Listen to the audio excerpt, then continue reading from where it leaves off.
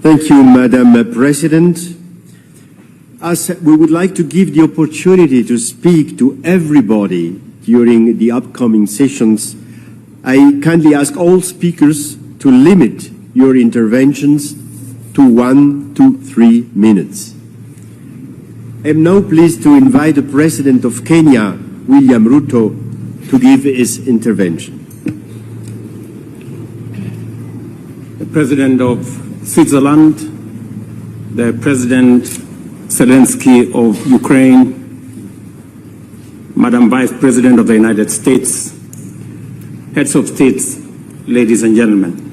79 years after the international community established a multilateral institutional framework to save succeeding generations from the scourge of war, Russia's invasion of Ukraine has been a horrifying spectacle of carnage and devastation, which has left 500,000 people dead and 7.1 million people displaced in its wake. Across the world, people and nations are enduring the negative consequences of disrupted supply chains. Kenya's position has been clear and unequivocal from the beginning. Russia's aggression against Ukraine is unlawful, unjust, and a violation of the fundamental principles of international law, which honor the sovereign equality of nations, upholds their territorial integrity, and advocates the peaceful resolution of all disagreements. Just like the war in Ukraine, the war in the Middle East has been equally devastating. So is the case with the war in the Sahel region in Africa, in Eastern DRC, in Somalia, in the Horn of Africa, and of course in the Sudan. 40 million Africans have been displaced by the war in our continent, and 2.5 million kids are out of school. This state of affairs speaks volumes of global leadership, and especially the peace architecture at the United Nations, and more specifically the gridlock at the United Nations Security Council. Today, a farmer in Kenya, in rural Kenya actually, knows there is war in Ukraine for 2 reasons. Number 1, he paid more for his fertilizer, and number 2, his fertilizer came late. Let me also say, this peace summit is a historic step in the right direction. For the first time, we have convened to talk about peace in Ukraine and not war in Ukraine. Secondly, a commitment to peace makes certain fundamental concessions inevitable. This summit should not be a meeting of just friends. This should be a meeting of both friends and foe.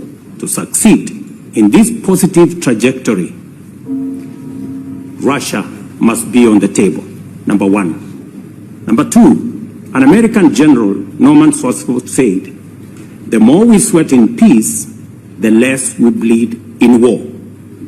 It is time for leaders of the world to talk about peace, negotiate peace, work hard to build peace, and configure a global strategic framework that integrates peace as the sole means and end of human endeavor. Finally, we have gathered here and we are reminded by the Indian statesman Mahatma Gandhi, who said that an eye for an eye will make humanity blind. Just as Russia's invasion of Ukraine was unlawful and unacceptable, the unilateral appropriation of Russia's assets is equally unlawful, unacceptable, and a derogation from the UN Charter, especially for those of us who believe in freedom, justice, and democracy, and the rule of law. As we embark on this journey to resolve conflict in Ukraine and throughout the world, it's time for parties to the war in Ukraine to demonstrate good faith, abandon intransigent attitudes, and soften their positions. I thank you. Thank you. Thank you, Mr. President. I am delighted to hand over the floor to the Chancellor of Germany, Olaf Scholz. Madam President, dear Viola Amherd, dear Volodymyr Zelensky, colleagues, ladies and gentlemen. We have come here today to talk about peace. Peace in Ukraine first and foremost, of course, but nothing less than our global security and the rules-based international order are at stake. For Ukraine, defending itself for over 2 years against the Russian aggression is an existential fight to secure its free and democratic future, as Russia denies Ukraine its independence, its territorial integrity, and its very existence as a sovereign nation. This illegal war of aggression has shattered peace and brought imperialism back to the European continent. While this is a war in Europe, it has, as we have witnessed over the last 2 years, far-reaching global consequences. This war has endangered international food and energy security. It has put the threat of a nuclear catastrophe back on our minds. It has weakened global economic growth and highlighted the fate of the most vulnerable of innocent civilians, unlawfully displaced persons, in particular children and prisoners of war. This all comes to show. This war affects us all. That is why I describe the Russian war of aggression as a Zeitenwende, a watershed moment. But how to end Russia's war against Ukraine and achieve a just and lasting peace? Let me share some reflections with you today. First, no country wants peace more than Ukraine. But let us be honest, peace is more than the absence of war. An immediate ceasefire without serious negotiations, without a roadmap toward a just and lasting peace, merely on the basis of so-called new realities, would only legitimize Russia's illegal land grab. In the end, this would result in yet another frozen conflict, a scenario that is unjust, dangerous, and not sustainable, neither for Ukraine nor Europe or the international community as a whole. Second, some say that any negotiated peace must take into account Russia's legitimate security concerns. Let us recall that before the invasion, both NATO and the US were ready to enter into a broader discussion on European security that included all relevant countries. The aim was to promote transparency and stability and to build trust in order to reduce the likelihood of future conflict. As we all know, it was Russia that chose war over diplomacy and dialogue. So let me be very clear, whatever the perception of one's own security concerns may be, these concerns must not and cannot justify an invasion of a peaceful neighboring country. Third, I would like to highlight that it is Ukraine, the victim of unprovoked aggression, that has had the courage to present to the world a peace plan. Inspired by President Zelensky's peace formula, many, if not all, of the countries represented here today have participated in the Copenhagen, Jeddah, Valletta and Davos meetings of national security advisors. And so we are here today. I'm very grateful to our Swiss hosts that we can enter into a truly global exchange on principles for a just, lasting and comprehensive peace, and on how to achieve the widest possible international support for a future peace process in Ukraine. Which document is better suited to guide us than the Charter of the United Nations with its fundamental principles of territorial integrity and sovereignty? This also includes the respect for international humanitarian law and human rights. It includes the sovereign equality of all states, the peaceful resolution of conflicts, and multilateral cooperation for the benefit of humanity. These principles are binding for us all, and they are the foundation of the international rules-based order. My last point today is on Russia. It is true, peace in Ukraine cannot be achieved without involving Russia. But let us not forget that, as we speak, Russia continues to relentlessly wage its brutal war. We all know Russia could end this war today or at any given moment once it ceases its onslaught and withdraws troops from Ukraine. To date, Russia has refused to heed our collective call for peace on the basis of international law and the UN Charter. Our gathering today is important, and I want to thank all of you for your participation. We all recognize that achieving peace still requires tremendous efforts. We should jointly seek to achieve a framework and a roadmap for concrete steps in this direction. I have compared this process to a small plant that needs watering, nurturing, and delicate care. Let us engage collectively in ensuring that this plant develops and grows. Let us use the time until our next meeting to intensify our efforts. I look forward to our discussions. International relations are based on rules and on respect for international law and human rights. Switzerland is a partner for peace and dialogue. As a neutral country, we look back on a long tradition of solidarity and good offices. The harmonious coexistence of nations isn't just a noble objective. Striving for a just and peaceful international order is a commitment set out in our Constitution. To fulfill this responsibility and honor our tradition, my government accepted President Zelensky's request to host this summit. Our aim is to launch a broadly supported process where voices from all corners of the globe can discuss their ideas and points of view. The fact that you have accepted our invitation and that your nations as well as international organizations have sent such high-level delegations proves that this approach was right.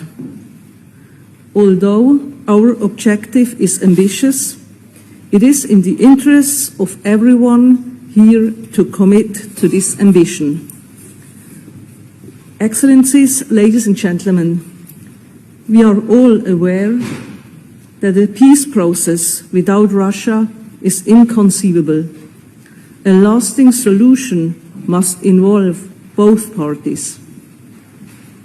As an international community, we can help to pave the way. That is why we are here. At the same time, we are aiming to achieve real progress on specific issues. With your support, we have defined 3 issues of global impact that we will discuss in our working groups. These are nuclear safety, food security, and the human dimension of the war. Our most important goals for this weekend are to inspire a process leading to a framework for a comprehensive, just, and lasting peace for Ukraine based on international law and the UN Charter. To develop a common understanding on how to take concrete steps towards such a framework. And we want to discuss how and under what conditions Russia can be included in this process. It is essential that so many of us use this summit to express our support for a peaceful process, for a process beyond any armed hostilities. Over the past few months, you have actively and with the utmost commitment helped plan and prepare for this summit. I wish to thank you most sincerely for your help. Excellencies, ladies and gentlemen, finding a path to peace requires perseverance and will. It requires effort on all sides. We can only achieve the ambitious goal of this summit if we pool our strength and come together, even in areas where our positions differ. Here on the Bürgenstock, we will all be making that first crucial step. It is up to us to make sure It is followed by a second. Thank you very much.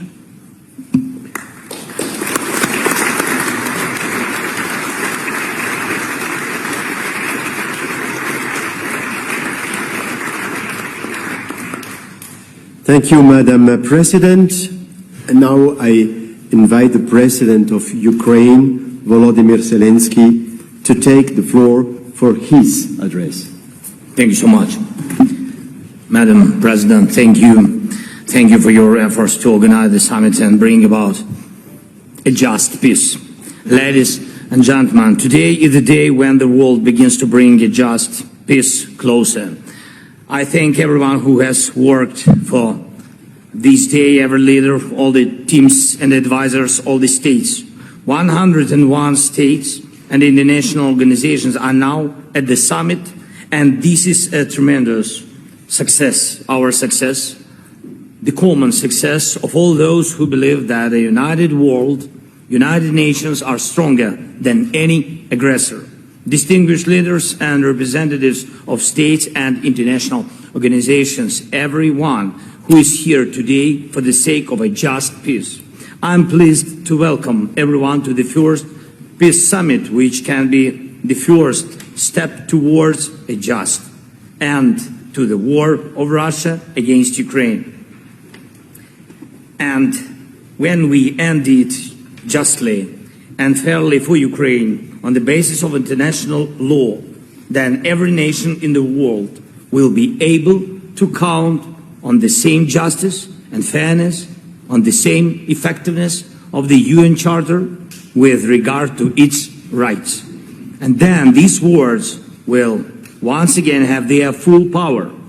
We, the peoples of the United Nations, determined to save succeeding generations from the scourge of war, which twice in our lifetime has brought untold sorrow to mankind, and to reaffirm faith in fundamental human rights, in the dignity and worth of the human person, in the equal rights of men and women, and so important of nations, large and small, and to establish conditions under which justice and respect for the obligations arising from treaties and other sources of international law can be maintained.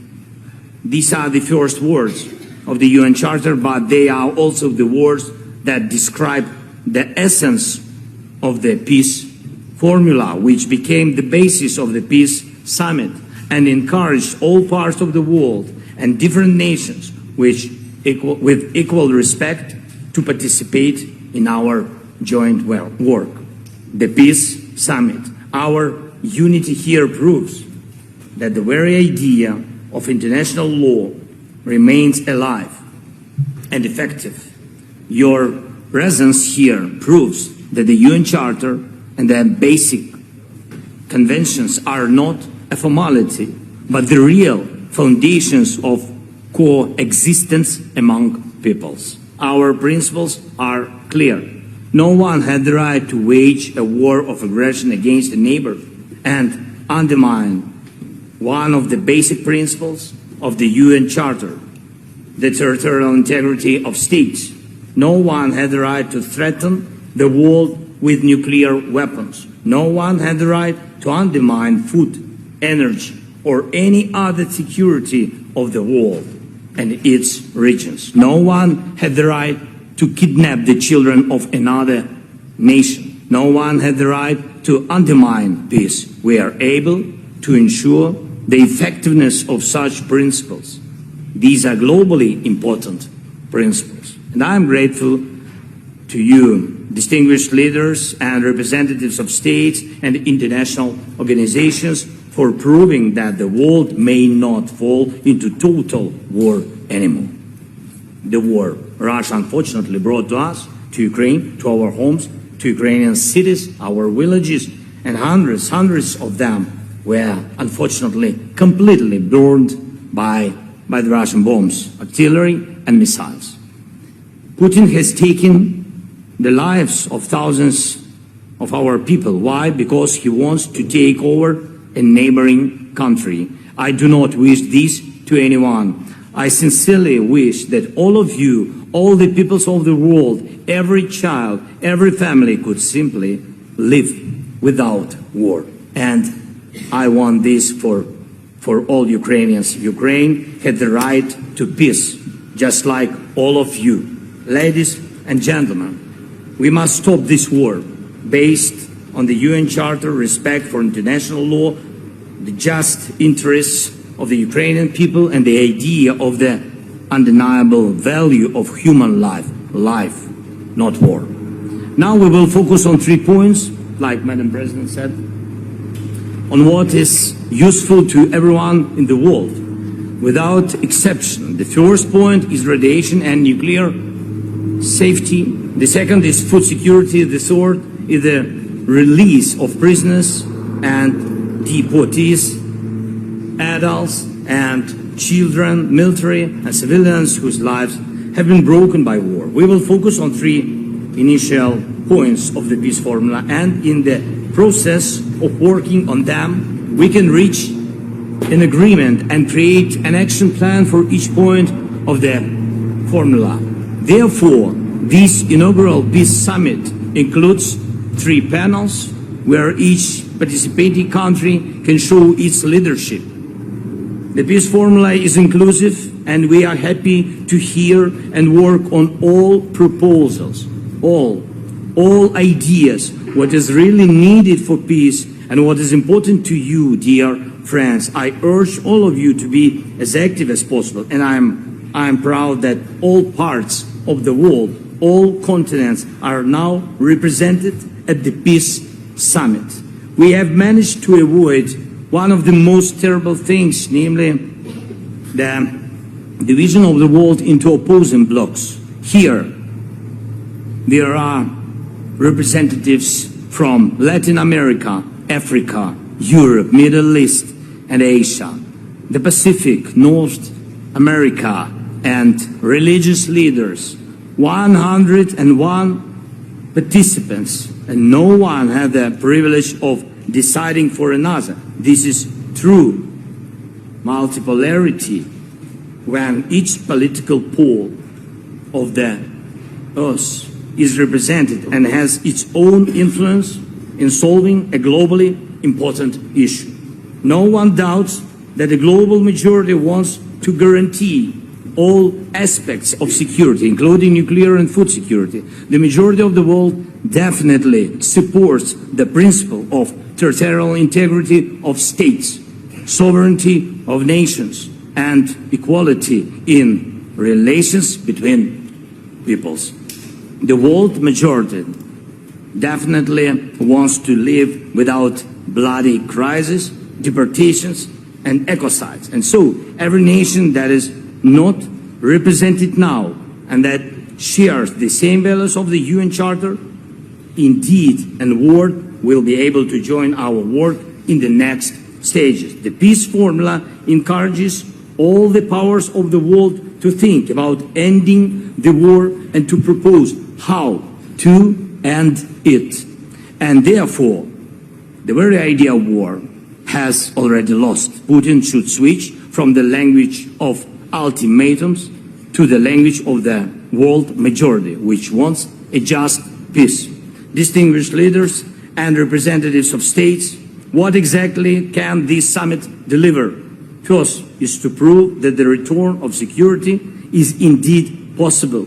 We will work out the steps with you. Second is to provide a real plan to make every step for peace work, from nuclear and food security to the release of prisoners and deportees, to the complete end of the war without the threat of its new outbreak. I believe it's possible. Third, there is no need to reinvent the wheel when the UN Charter already defines the foundations of peace and normal coexistence of peoples. We just have to return to them. And for this purpose, we need to decide how countries will cooperate, who will be co-leaders, in order to fix and implement an action plan. These are absolutely clear and achievable goals. Now, there is no Russia here. Why? Because if Russia was interested in peace, there would be no war. We must decide together what a just peace means for the world and how it can be achieved in a truly lasting way. The UN Charter is the basis for us. And then, when the action plan is on the table, agreed by all and transparent for the peoples, then it will be communicated to the representatives of Russia. And so that at the second peace summit we can fix the real end of the war. Now we are starting this path together. We must prove that the united world is a world of peace, a world that knows how to act correctly. Thank you for attention. Thank you for participating in the summit. I hope for fruitful work together, of course, together. We all need peace. Slava Ukraini!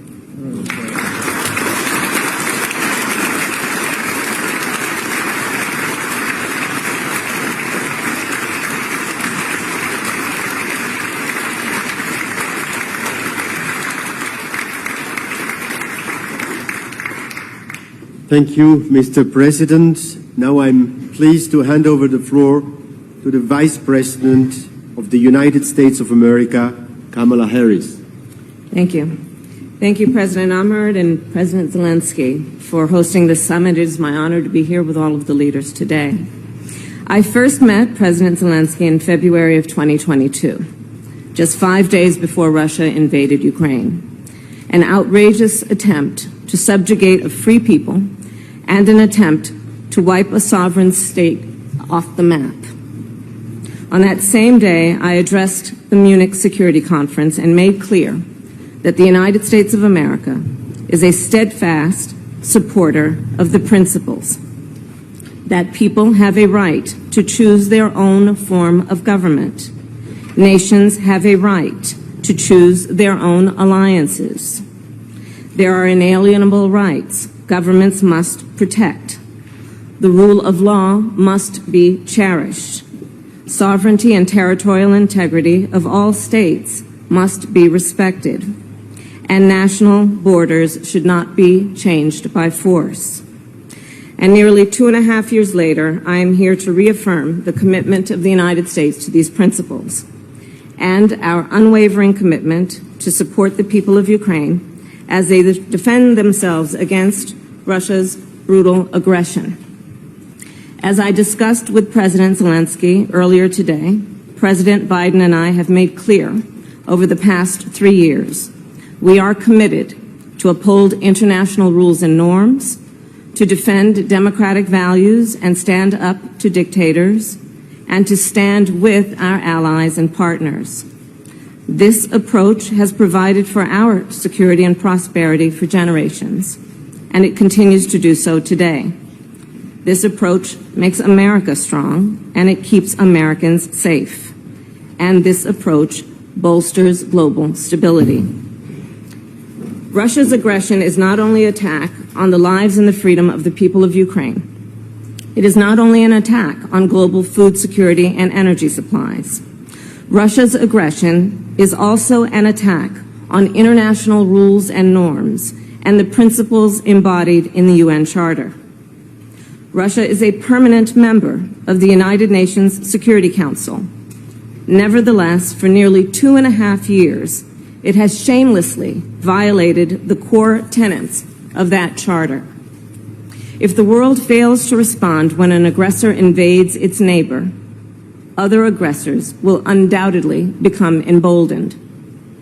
It leads to the potential of a war of conquest and chaos, not order and stability, which threatens all nations. President Joe Biden and I will continue to support Ukraine and continue to impose costs on Russia. And we will continue to work toward a just and lasting peace based on the principles of the United Nations Charter and the will of the people of Ukraine. President Zelensky, the United States shares your vision for the end of this war and an end to the suffering of the Ukrainian people. And let us all then commit to the imperative of returning innocent children kidnapped by Russia, returning them to their homes. Let us also agree a practical benefit of the work of this peace summit is to increase global food and energy security. And let nothing about the end of this war be decided without Ukraine. By contrast, however, yesterday, Putin put forward a proposal. But we must speak truth. He is not calling for negotiations, he is calling for surrender. America stands with Ukraine not out of charity, but because it is in our strategic interest. We stand with delegations from more than 90 nations who also have a strategic interest in a just peace in Ukraine.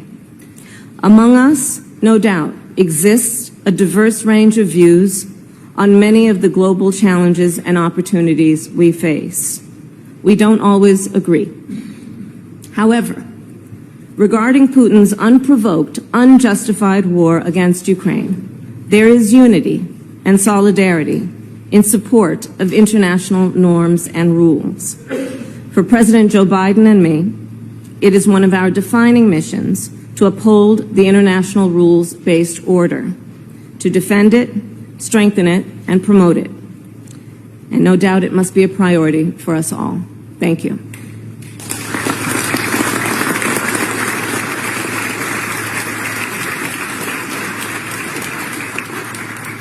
Thank you, Madam Vice President. May I now ask the President of the European Commission, Ursula von der Leyen, to give her address. President Amherd, liebe Viola, President Zelensky, dear Volodymyr, Vice President Harris, dear Kamala, Presidents and Prime Ministers, Viola, Ministers, President Zelensky. Excellencies. We have all come to Switzerland from different places, with different histories. We may not always see the world in the same way, but there's something all our countries have in common. We all value our independence and our freedom. We all expect our borders to be respected. We all yearn to be the masters of our own destiny.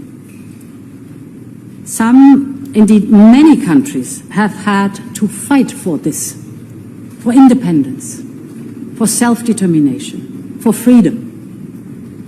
And this is also what Ukraine is fighting for. This is also what the people of Ukraine desire. And their greatest aspiration is to be independent and free in peace. They want the missiles to stop hitting their cities. They want to live free from fear. They want their children to be safe, not constantly worrying about the next air raid siren. Surely this is the right of all countries and all people. And this is why we're here today. We're here today to help bring an end to a brutal and unjust war. A conflict that has shattered lives and displaced millions. The echoes of Russia's war of aggression reverberate across the globe. Energy prices have soared, food prices have exploded, and it is a cautionary tale for the entire world. Is it right that a larger country can invade and take territory from a smaller neighbor? The answer is, of course, no. It is written in the Charter of the United Nations. And that is why it is vital that we reaffirm that charter. It is vital that we pledge again to uphold firmly the principles of the UN Charter. Freezing the conflict today with foreign troops occupying Ukrainian land is not an answer. In fact, it is a recipe for future wars of aggression. Instead, we need to support a comprehensive, just, and sustainable peace for Ukraine. One that restores Ukraine's sovereignty and its territorial integrity. the inviolability of all borders, the sovereignty of all nations. This is at stake. And history teaches us the quest for peace is fraught with challenges. But it was precisely from the ashes of World War II that the United Nations were born. And today we need once again to light that beacon of hope for global peace and security. We, the international community, must stand together to support Ukraine in its pursuit of peace. That is how we open the path to peace. That is how we open the path that will allow lives and homes to be rebuilt. And that is how we open the path to restore international peace and security. Our common task is to reaffirm the primacy of the United Nations Charter. Thank you very much.